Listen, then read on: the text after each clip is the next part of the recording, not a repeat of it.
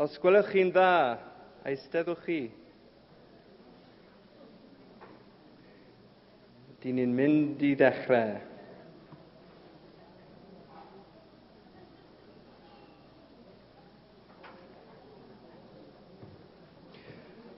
Reit te, pnawn da pawb.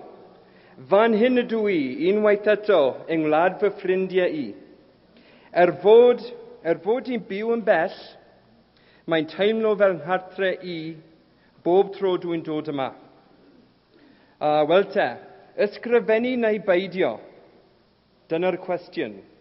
To write or not to write? But just before I start, a quick update from last year. I gave a talk last year about Welsh Immersion, and one of the questions was, how's the Welsh coming along with my own son? And there he is. So how's his Welsh doing?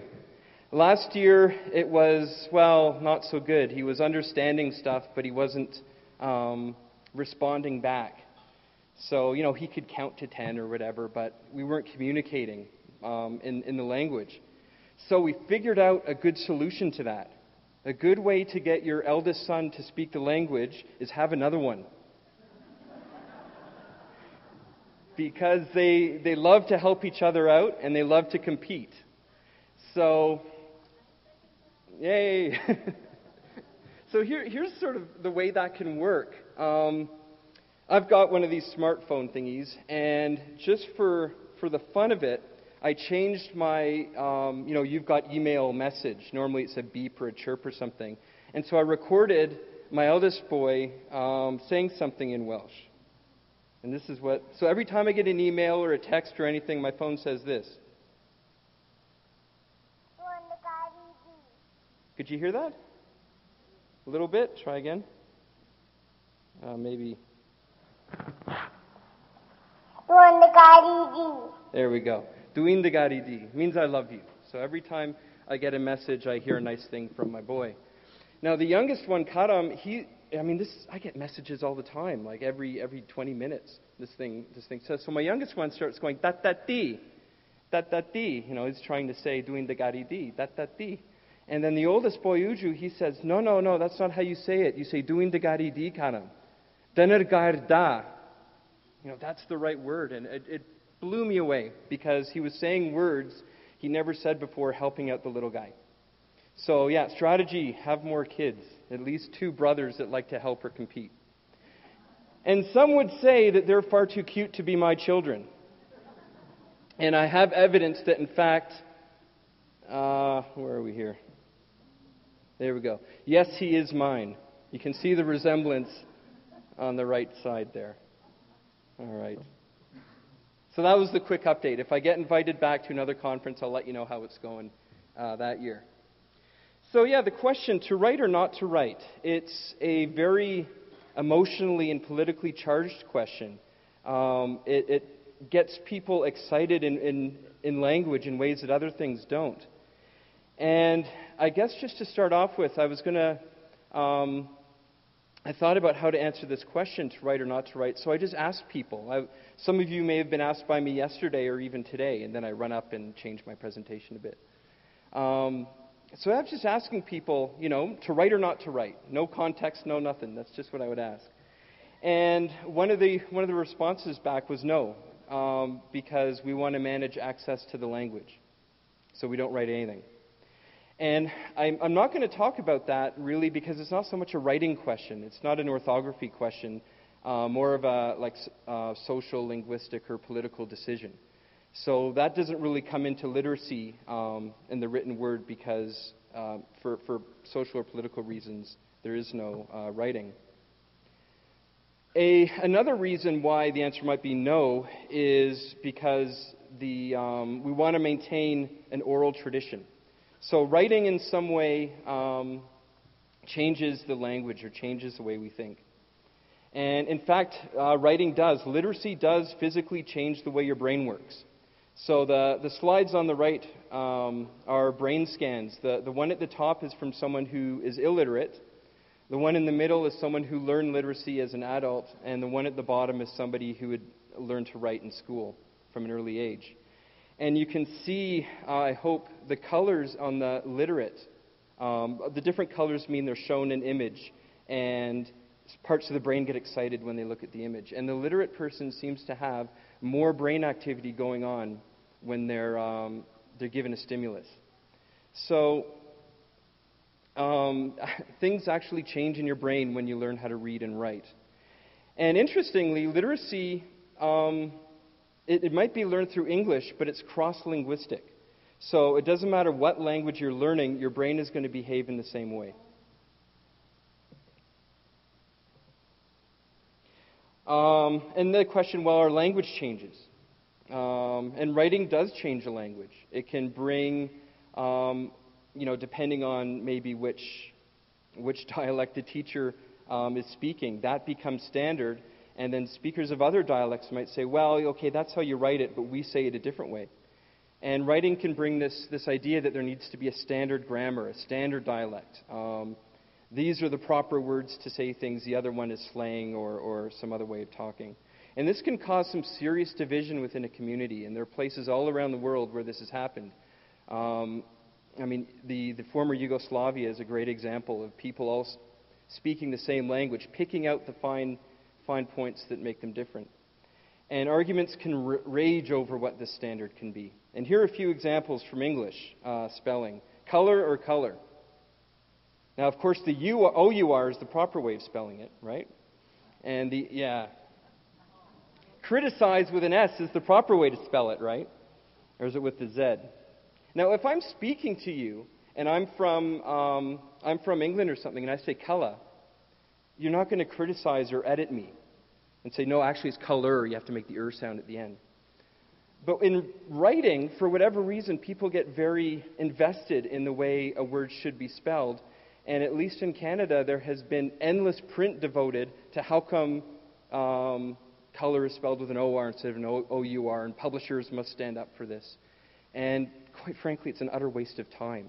I can see that both words are colour. I know what they mean. I want to read the story. I want to read the book and move on.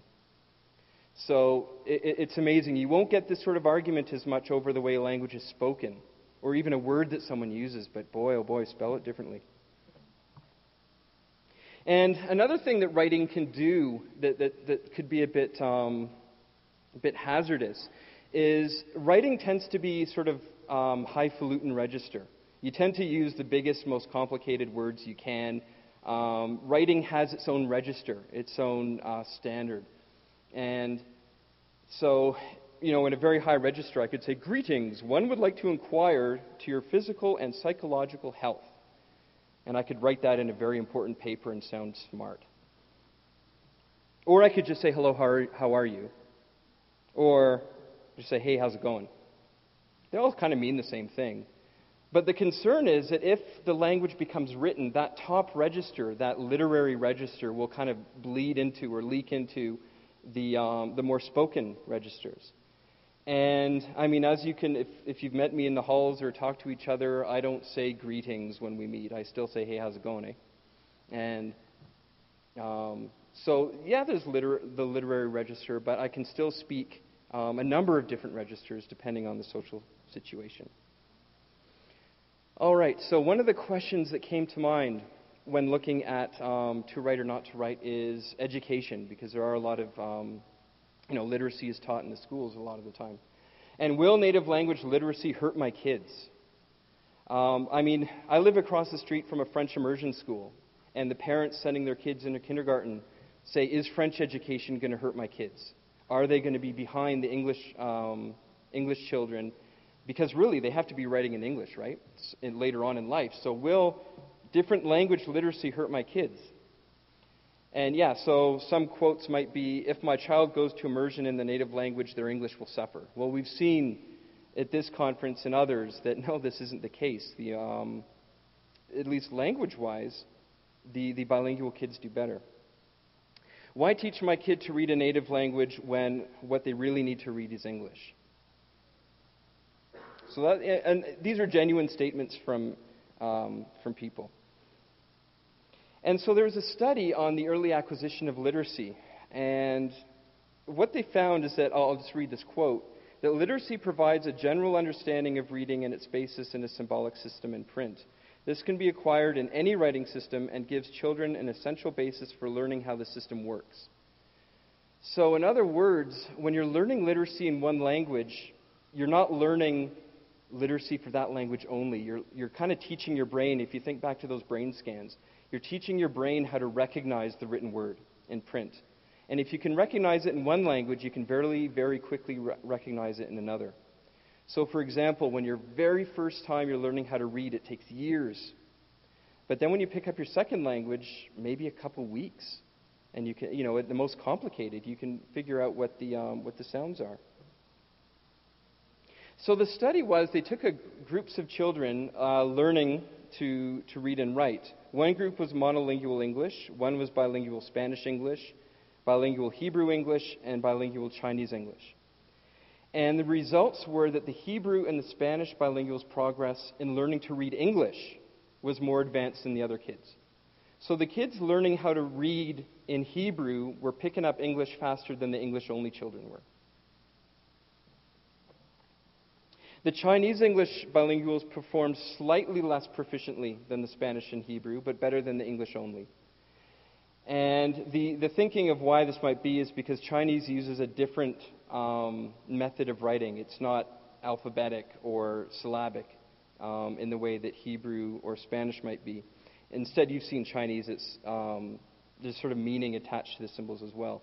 So while the skills of literacy are there, the transfer between one alphabetic system to another is greater. The transfer is greater than it would be if the writing systems are quite different. So this raises the question of transferability. If I'm raising my children in one literary tradition, what skills can they transfer over to English, let's say? Now, the orthography itself, so that's what sounds are written by which symbols, is language specific. So when you're learning a new language, obviously there will be different sounds, and you'll have to learn which symbols those sounds represent. But literacy, as we've seen, is a universal concept. And a lot of the skills that you pick up learning how to read one language can be carried over into others. And one of these is just knowing what writing is, orthographic awareness. So if you go into an Egyptian tomb and you see this on the wall, you immediately know what's the writing and what's the picture. This is sort of a dramatic case, but the writing is in those columns going up and down. That's where the language information is, the sound information. So you can look at those symbols and sounds are produced. Not the meaning of the symbolic meaning, which is different, because literacy knowledge understands writing is different from symbolic recognition. So if I'm looking at this Greek pot, and the person in the middle I know is Perseus, because I can read the Greek to the upper left of his head. But what he's holding in his hands, I have no idea. I don't know the symbolic value of what's in the image, but I can read the words. All right. So you also pick up reading and writing habits in your first literary language.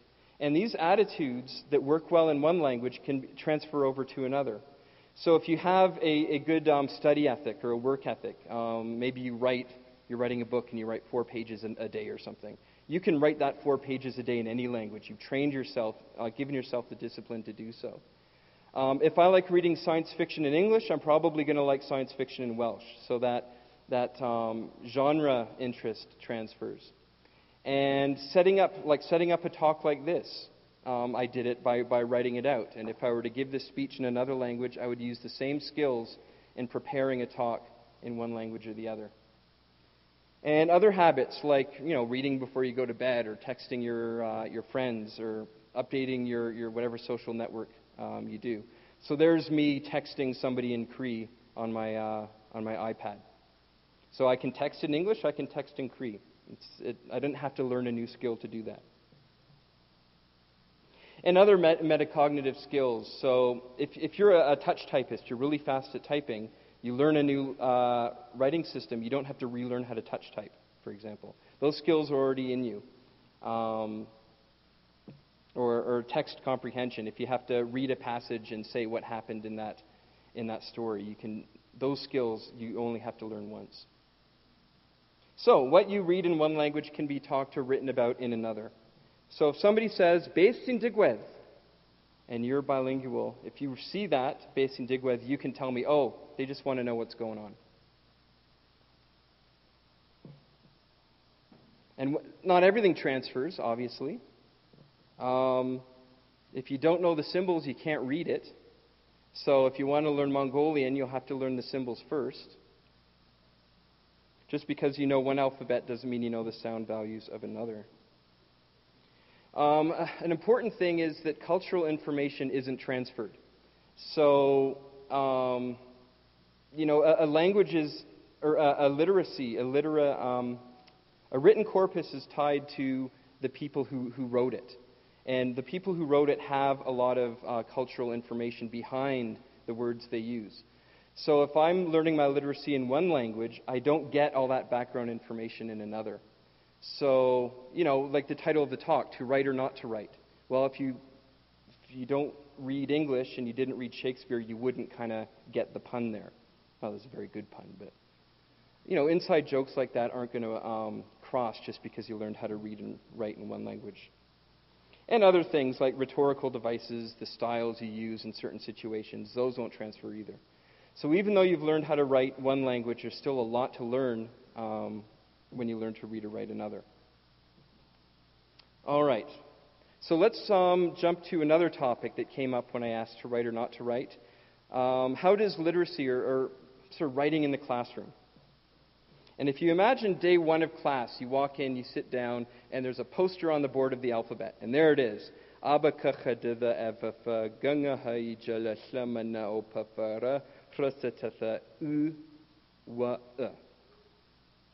right, let's learn those. So we'll start at the beginning and go through all the different sounds. Oh, and by the way, you see the letter U over there. If you're in the north, it's pronounced U, but if you're in the south, it's pronounced E. Oh, and then the RH there, some people pronounce that voiceless, and other people don't. And we go on and on and on, and the whole class is done, and everybody leaves. All right. So I'm glad we all know the alphabet now. So next day you come into class, and the teacher's at the board, writing down some words. So let's learn some new words, all right? You've all memorized the alphabet for homework. All right, here we go. So, volunteers. First line.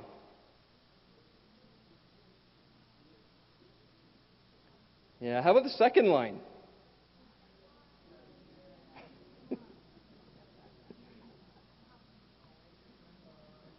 That's a lot of W's and Y's. What the hell is going on? I heard lots of neat pronunciations. All right, let's try another strategy. Let's try another one. So the teacher says, okay, we didn't learn the alphabet. Come in day one. Shidachi. Shidachi. Puidinhu. Puidinhu. And we go on and on. That was much better, by the way. We go on, and those words get drilled into your head. And then I write them on the board. I'm not going to explain how come SUT is pronounced should. I'm not going to explain what all those W's and Y's are doing. To be perfectly honest with you, I still don't know how the Welsh writing system works. There's things about long vowels and short vowels and when to put an accent and not, I still don't get. And I've been looking at this for ages. Mostly because I don't care. I already know what the words look like. I know how to read them and I know what they mean. So what we would do in this class then is you can write down these words in your notebook now, but you've already got it in your head that SUT is pronounced should. And you already have it in your head that NHW is pronounced nu. So when you're taught via writing, so like when I wrote those words up on the board to begin with, you have to actively learn all these phonetic rules. You have to learn why that S in should is pronounced like a sh. And there's reasons for that. You have to learn these spelling conventions like why the W is pronounced oo in this word and w in another word. And then we have to go through all those examples where the spelling doesn't match your pronunciation. And we have to learn those separately. So that's a lot of brain work just to learn how to represent these words and read them. But if we're taught via hearing, I'm not teaching you phonetic rules. You are just pronouncing the words. I don't have to teach spelling conventions. You know what the words look like now. And when spelling doesn't match your pronunciation, well, that's fine.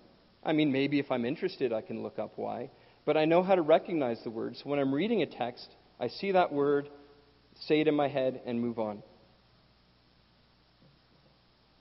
So how come we don't get taught this way? How come a lot of the time we start with the big alphabet chart? And this made a lot of sense in textbooks when we didn't have access to teachers or we didn't have multimedia. I don't know if anyone even uses the word multimedia anymore because it's so ubiquitous. It's everywhere.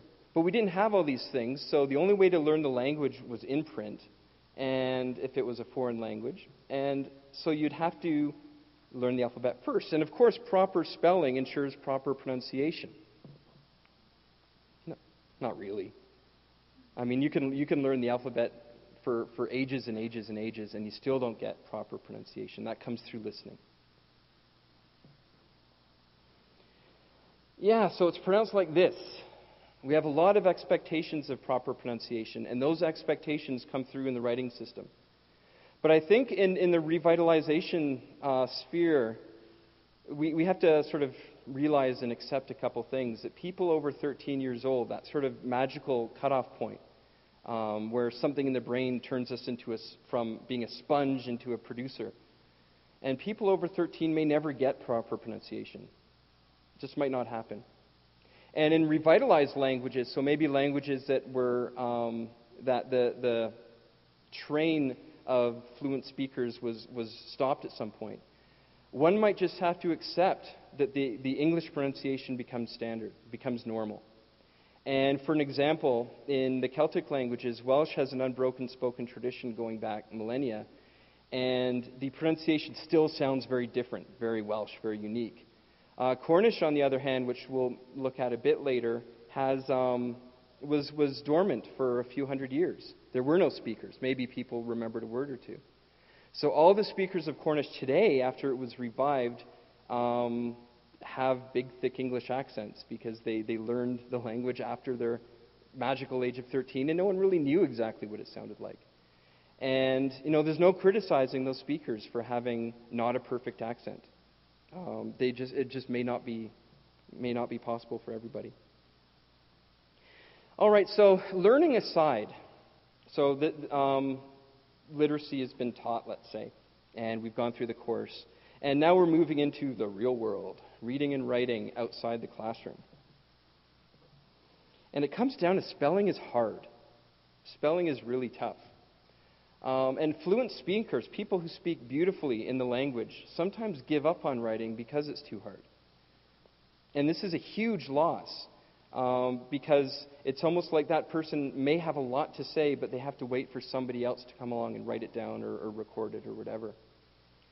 And even after extensive literacy education, so in the north of Canada, literacy education has been going on since the 70s in the Roman orthography. And that's 42 years or so.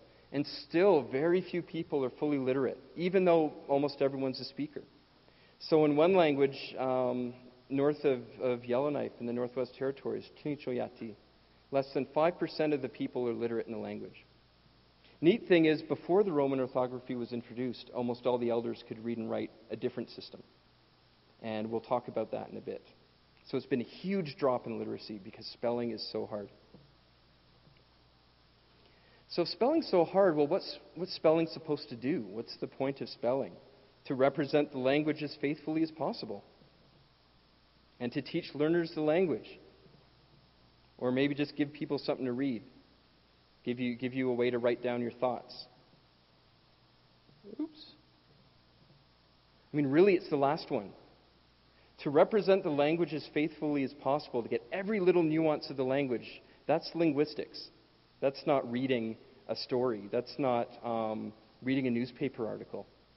So in English, we don't include any. We've got over 20 vowels in English, but we seem to manage with 5 symbols because we don't need to represent every single thing in the language. And to teach learners, well, we saw how teaching the learners through writing worked in that little example compared to teaching the language orally. So, spelling is to give people something to read. Here's an example from the Dinka language in South Sudan. And this, I think his name is, Joel Deng?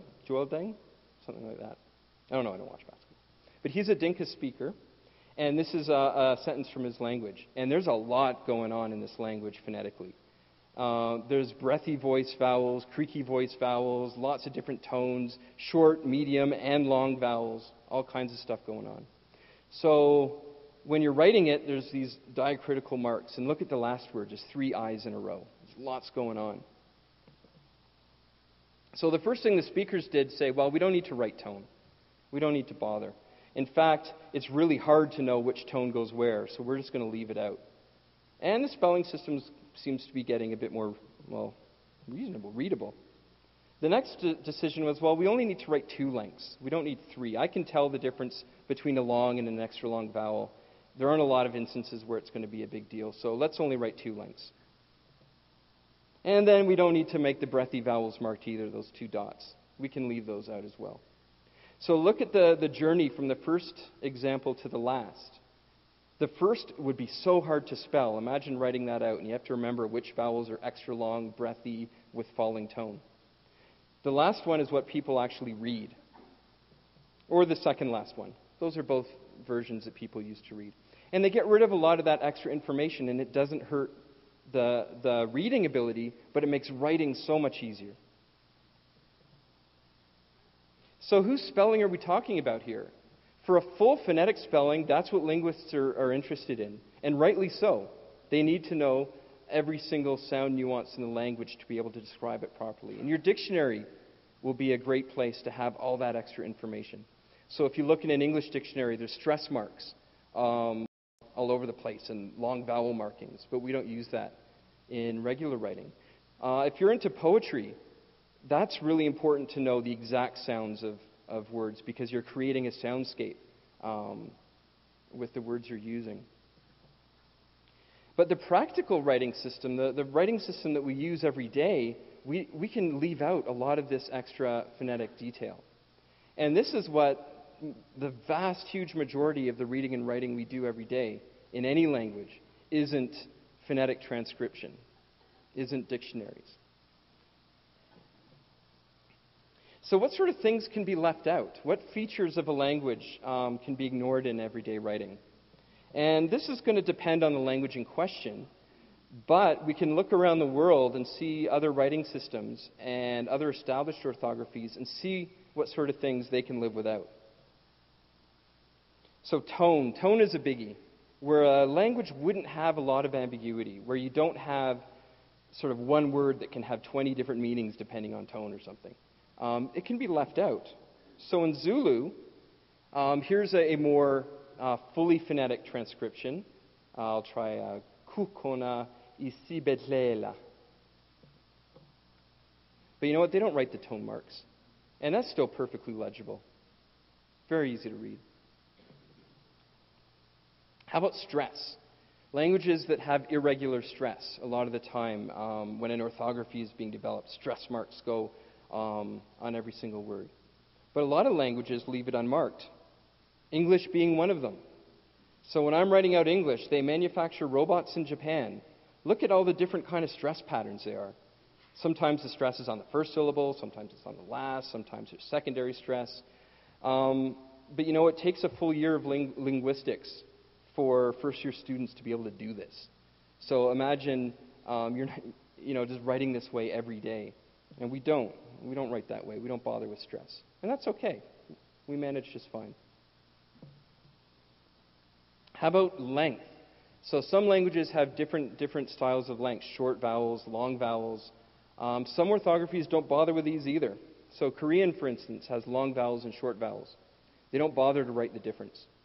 Interestingly, when Korean was first devised, they did have a method to write long and short vowels, but I guess it wasn't very useful. They didn't need to tell the difference. And so whether it's nun or noon, it's written with the same symbol. Keep it on going. Glottal effects. So a lot of languages in the Americas have lots of glottal, H's and glottal stops and glottalized consonants and ejective consonants. Some languages leave these out, like Danish. Danish has glottal stops all over the place. or maybe it's creaky voice. It's there's debate over that. But the Danes don't bother writing them because they can read their language perfectly fine without it. And it's so much easier to spell that way. I mean, there's more. We could go on. Some languages, like Canadian French, have whispered vowels. We saw Dinka got rid of the breathy vowel marks. I mean, Hebrew doesn't even write vowels at all. You don't bother with them. The one on the left, all those little dots, is what they use to help learners of the language or put in a dictionary. But when they're really writing it, they don't bother with the vowels. Now, nasal vowels, I was sort of racking my mind to try and think of what languages don't write nasal vowels outside of North America, and I couldn't think of any. So maybe that's telling us something. Maybe that nasal vowels is very salient and people recognize it very easily, and it tends to go in orthographies. All right. So, just talking a little bit more about tone then. There was one study in a language called Shang, where they looked at how, and this is one of those languages with 3 different tones, and they go over all the vowels, and they found that tone marking reduces reading fluency. So not only is it harder to write with all these tone marks, but it's harder to read. And that using tone marking throughout did not help resolve ambiguous words. So it didn't help out when 2 words had the same meaning, only different by tone. The tone marking didn't help. What was going on when they were reading with all the tone marks? Their eyes would keep on flipping back to double check what the marks are. Without the tone marking, they read faster. And in writing tone, 15-16% of the time, even the experts got tone wrong.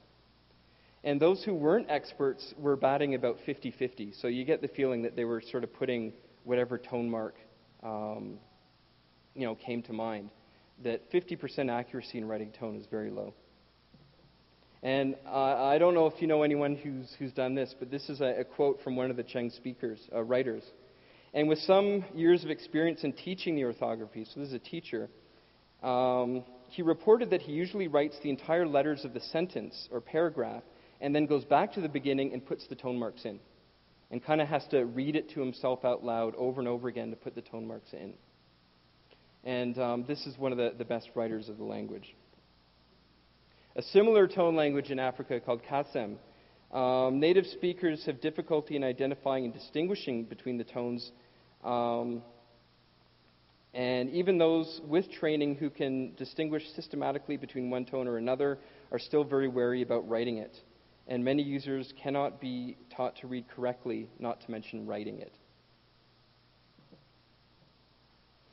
So, I mean, well, if we just go back, psychologically, this is really quite powerful. That if you feel like you can't read or write properly, you won't. If you feel like you can't write and you keep on getting red marks all over your papers and everything's wrong, you'll give up. And I've seen it at some of the workshops that we used to do.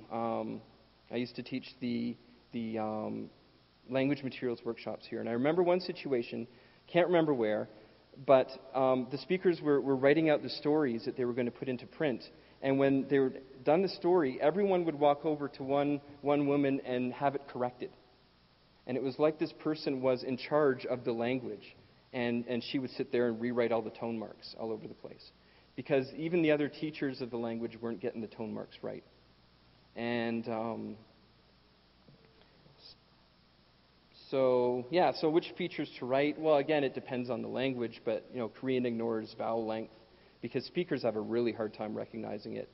In other languages, maybe vowel length is very obvious and it's simple to write, and people get their vowel length correct. And we talked about stress and tone and length again. So these sorts of extra features, not the consonants and the vowels, but the things that you can do to them, seem very difficult for people to write. So why bother? Why write them? Why are we writing all these extra information? And I think a lot of it has to do with the way linguistics was sort of thinking about these things in the 70s and when it started. That one sound, one symbol. So every sound in the language gets one symbol. Every symbol has one sound.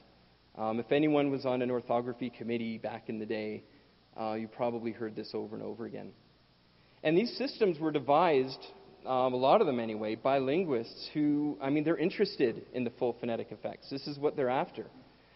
So they want to have a transcription that has all the data in that they need. And that's great, that's perfect. You can't describe the grammar of the language without all that information. And so the perception was that the language has to be represented exactly. If it's not represented exactly, then no one will pronounce it right. Well, we weren't pronouncing it right when it was represented exactly anyways, and people weren't writing because the spelling was so difficult. So here's an example of one of those 1970s writing systems used for the Han language in Yukon Territory in Canada. And, it's cool, all those marks. I design fonts and keyboards and stuff, and it was a real treat to figure out how to get all this to display on a computer. Even on my Mac here, it doesn't display properly. But imagine spelling that. That's going to be really hard. Really, really, really hard. And seeing as there's only like 5-6 speakers of this language left anyway, maybe their time is better spent passing that language along instead of figuring out how the spelling system works. So let's get rid of the tone. Let's get rid of it. So there's with tone, there's without tone. It just got way easier. And it's still very recognizable. The words haven't changed drastically into other things. Okay. Here's another example from Oneida. It's got lots of markings too. It's got stress marks, there are long vowel marks, there are whispered vowel marks. Lots going on here. All right, let's try this exercise again. Let's get rid of the whispered vowel markings. They just occur at the end of phrases anyway. Okay, those are gone. Oops, I can still read it. What if I get rid of stress and long vowels? Is Jerry in here? Oh, he was supposed to back me up on this. Anyway, the question was, Jerry, can you read this? And I told him the answer was yes. Yes, he can read this. In fact, this is more closely to the way I've seen him write it before, so that's why I mentioned that. It's still recognizable. If I'm reading it, I can read this just fine, and if that data from Sheng language in Africa would say, I can actually read this faster if I'm an Oneida speaker. So what we're looking for is an orthography that can be read without ambiguity, or can be read unambiguously. So we don't want the orthography to be so simple that I have to guess what the word means from context. But we want a system with a minimum of extra features that speakers often have trouble recognizing spelling. And I think in your own languages you can kind of think back and, okay, these are the things that everyone gets wrong. If I leave them out, is the language still very easy to read? But, I love my accent marks. I really do. And there are instances where they're very useful. So here's an example from the Mohawk language. So we could take those first two words, car and road, galzere, ohaha. So the markings are telling me what tone to put on it. And if I take those off, there's no way I'm confusing those words. But there are a few words that would be confusing, like onunda and onunda. And so that's a minimal pair. Those words are exactly the same except for the tone. One is high tone, onunda. One is falling tone, onunda. So maybe we can leave the accents just in those kinds of words so that people can tell them apart. But the rest of the words, we don't need them. And this is what a lot of languages do. So in Welsh, we've got meaning and meaning with. Those are really common words. So you put a circumflex on one of them, and they're easy to tell apart. The word for berry in some Dene languages has a high tone on the end if you possess it. And maybe putting in that high tone is useful because it lets people know it's possessive. Then again, English does apostrophe S for possessives, and people get that wrong all the time too. So maybe we don't need that. Or even just extra letters like in English, no and no. We kept these awful, K's and stuff at the beginning. But it's very useful in word recognition. So here are a few non-Roman orthography languages spoken in North America. So in Cherokee, doesn't mark vowel length. The Cherokee system doesn't mark tone. It doesn't mark a lot of glottal effects. It doesn't even mark the difference between K or K and G in all instances, or T or D. And yet it's been a very effective means of literacy for speakers of that language, and it leaves out all this stuff. In another Dene language in northern Canada, it doesn't mark vowel length or tone or glottal effects or the difference between thirds. And this version doesn't even mark nasal vowels either. And yet this is the writing system that the elders in the north were all completely literate in before the Roman orthography came in. So, I mean, is this, leaving stuff out, is it a feature or a bug? Well, these, like Cherokee has been criticized and Dene syllabics has been criticized because they're inaccurate. They don't represent the language exactly. And I'm thinking maybe that's a good thing because they're much more economical. Writers only write what's necessary for someone to read it comfortably, and they don't have to worry about all this complex spelling that just destroys self-confidence and actually hinders reading in the end. And so when the Dene elders used the syllabic system, they had very high literacy rates. After the switch, that literacy dropped massively. And in the north, a number of elders are suggesting to return to the syllabic system. And if it turns out that maybe it's still a bit too ambiguous, maybe having nasal vowels written in there is a good idea. There's nothing stopping these things from being changed. All right.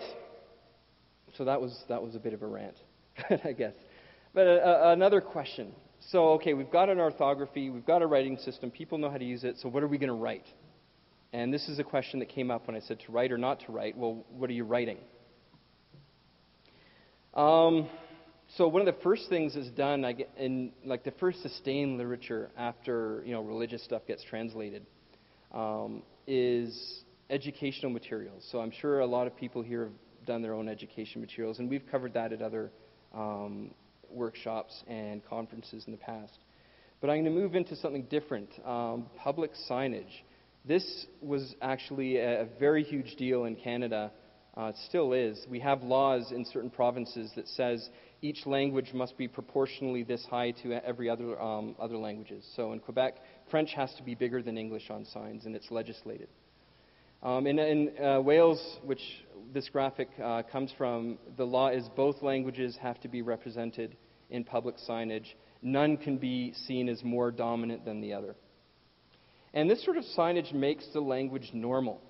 So if English is good enough to tell me this is the way out of the train station, Welsh should be able to do that as well. And the cool thing, of course, about this graphic is check out all the F's in the Welsh words. It's like lifty platform. That's how you can tell it's Welsh. W's, Y's, and F's. And so Welsh is on par. In this case, it's even above. That's another thing they have in Welsh law. You have to decide which language goes above the other. So this makes the language normal. It's on par with other languages. But in Cornwall, where Cornish is spoken, the language isn't legislated in this way.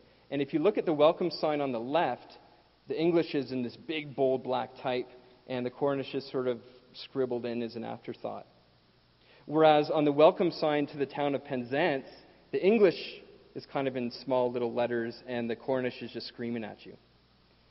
So on the left side, Cornish is kind of like a token language. Well, we'll put it on there just to show that we're in tune with language is important, but it really isn't because it's English that's important, so we'll make it bigger. Whereas the people of Penzance thought otherwise, and they made their Cornish the biggest, saying, no, this is valuable to us, and it's important that it goes on our signs. And just for clarification, expansion on this, this is from a subway station in France. I think it's in Nantes or Rennes. Can't remember which.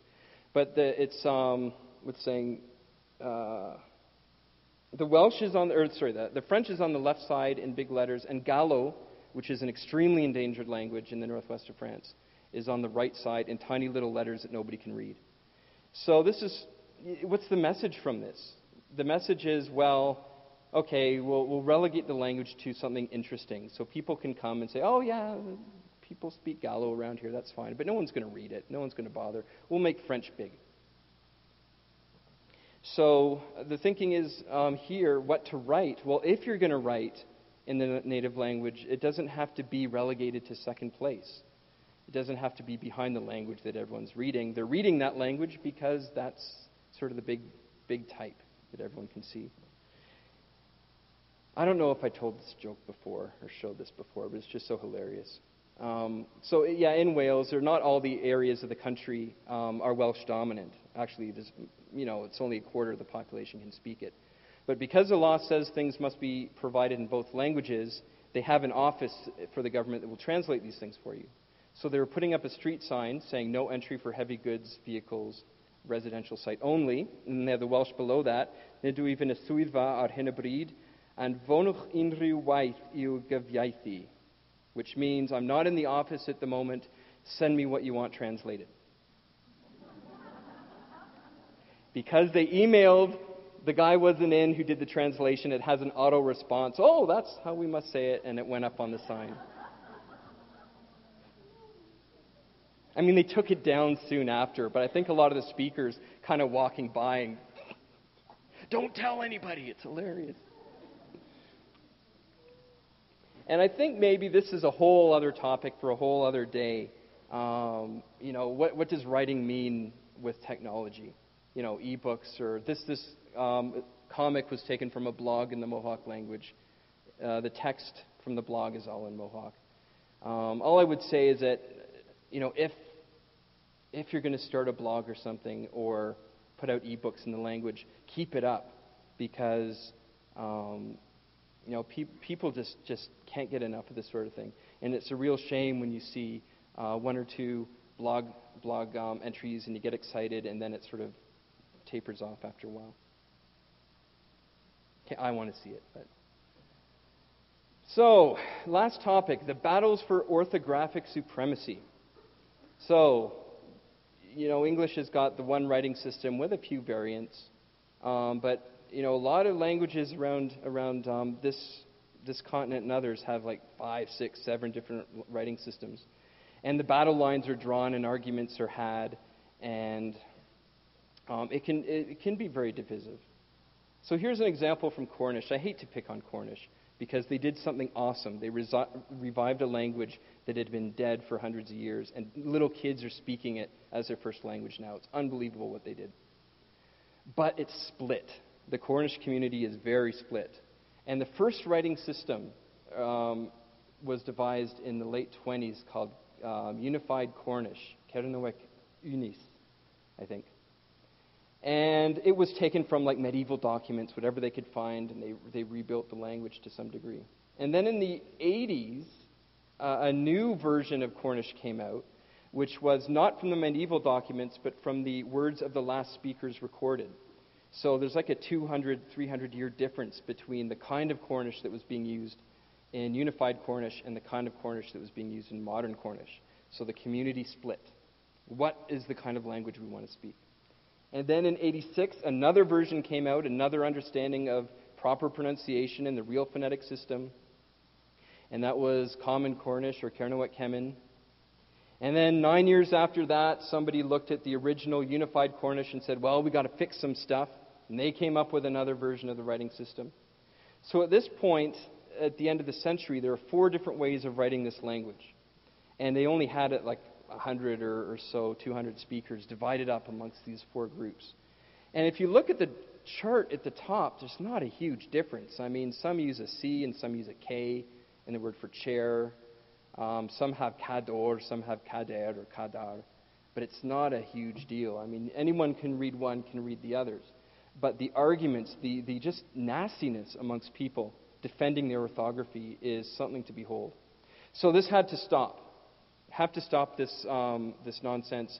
And so a committee was drawn together, and they actually brought in someone from Norway to manage the committee because people would be spending their whole time arguing. And they came up with, we need to have a standard written form, one way of writing the language. So the solution was to come up with a 5th writing system, which will be the standard written form. But some of the people in the committee didn't like it, and they came up with a 6th writing system called Standard Cornish. So here's a language with a few hundred speakers, and because people were so focused on having the language or the writing system represent the language exactly, they're split in 6. And they're going to have another meeting next year to decide what they're going to do about the standard written form being split like this. So who's got money on a 7th? Think they'll come up with another writing system? Now, Manx, this is my last slide. Now, Manx is another language that went, the last speaker, here he is, Ned Madrill, died in 74, I think, 1974. And he was an interesting guy for a last speaker because he had a sort of celebrity status as the last fluent speaker. And he did, I guess, what we would call now master apprentice. But it was people would go over to his house and learn how to talk. And they did what you would call documentation of the language. People brought a tape recorder with them, and even the Irish government sent over people to just record his stories. And in the last few years of his life, he taught enough speakers of the language so that when he passed away, there was this new generation of people who could speak. And the cool thing is, Manx writing is awful. Like that, right? I couldn't pronounce that. I wouldn't know how to pronounce that. I could study the rules. I have no clue. I have to look up some phonetic transcription of it. So it's awful in the linguistic sense, but it's perfect in a community writing system sense because there is no division.